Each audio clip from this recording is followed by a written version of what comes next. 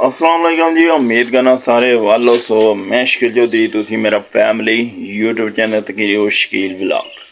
जिन्हें भैन भरा मेरा चैनल सबसक्राइब नहीं किया जरूर सबसक्राइब करो, शेयर करो, कमेंट करो, लाइक जरूर करो।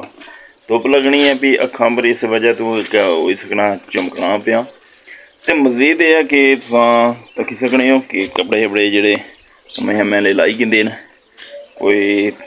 दीवार जी छोटी जी बनानी है आपू ही बना सा ज़रा इसलिए मिस्त्री आहो 4 इट्टां भी ला सकना तो दिहाड़ पूरी ते लाई उन्ने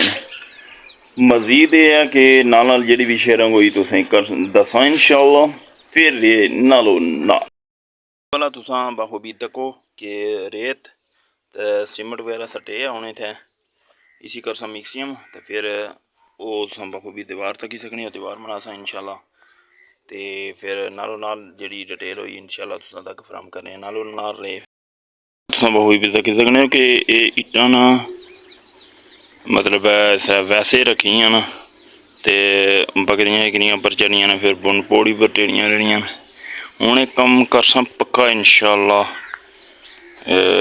इट्टां सेड़सा हूँ तो सीमेंट शिमेंट बना छोड़िया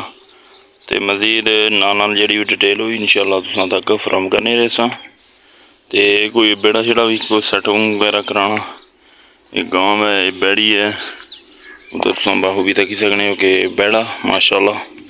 तो नाल ये इट्ट हूँ सट्टने टप्पे बिच तो हूँ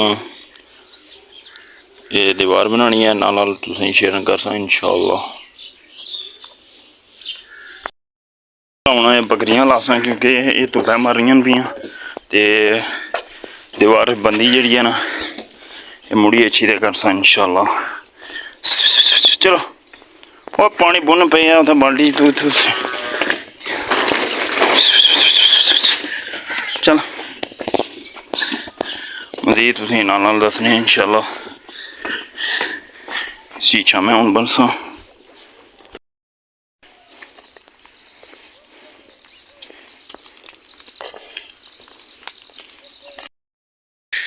जी जनाब वाला ए खिसकन चलना पिया ये भैन ये बड़ा औखा काम है घर रहना हर रौंडा रहना सब तो मुश्किल काम है मैं तुसें अगे दस्या कि दीवार बनानी सी तो धुप चढ़ी आई है बहुत ज़्यादा तो बकरियां भी तो बच्छी भी लानी सी इधर पर परूंठा पब्बी आह्ली साइड असां बखूबी तको घा भी कपड़ा चाहना मैं वो जिले तुसें दसा इंशाअल्लाह नालो नाल रहे वाला हूँ घा कब्बी तो हूँ चाहिए जुलिया तो कार सरसा तो है और भी ऑलराउंडर वास्ते सारे कम होने तो नालों नाल वाला तुम बखूबी तको गड्ढा वगैरह हूँ मुंडे भी करसा तो यह तको खिसकन जिस नाम मैं तुसें पढ़ा होना कई बारी कि एक बारी इसी चढ़ो तो एक बारी ढलोना तो लो लगी जानी है जी तो हूँ नाल शेयरिंग कर सा इंशाअल्लाह वाला गड्ढा वगैरह सटिया होना कार अच्छी तो हूँ दीवार वगैरह बना सा इंशाअल्लाह इट्टां शिट्टां जड़ियां ना वो सेड़ी छोड़ियां हूँ बना सा इंशाअल्लाह वहाँ यार रौंडा रहना घर रहना बड़ी औखा कम है वाली मकाम तुसां बखूबी तको कि 2 रद्दे लगने सन इट्टां इतनियां सन क्योंकि इट्टां जड़ियां ना मैं ठप ठपा करी छोड़ियां क्योंकि अग्गे पिछे जड़ियां जानियां सन पियां तो जिसनी वजह तो जड़ा मैं हूँ कंप्लीट वगैरह माशाअल्लाह करी ओड़ी है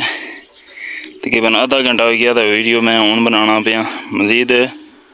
गाही बाना पिया पानी बखूबी तको पीनी है भी इस गाय ने तुसां बच्चा भी तकी सकने हो ये तकरीबन हूँ 8-9 महीने होना पिया तो माशाअल्लाह जे गां मिलनी है भी तो तकरीबन 4-5 महीनों सनार भी है तो मजीद हूँ अगे पिछे तुम व्यू तकी सकने हो माशाअल्लाह माशाअल्लाह। तो हूँ मैं इस व्लॉग नहीं करसा एंड अल्लाह सोने वाला है।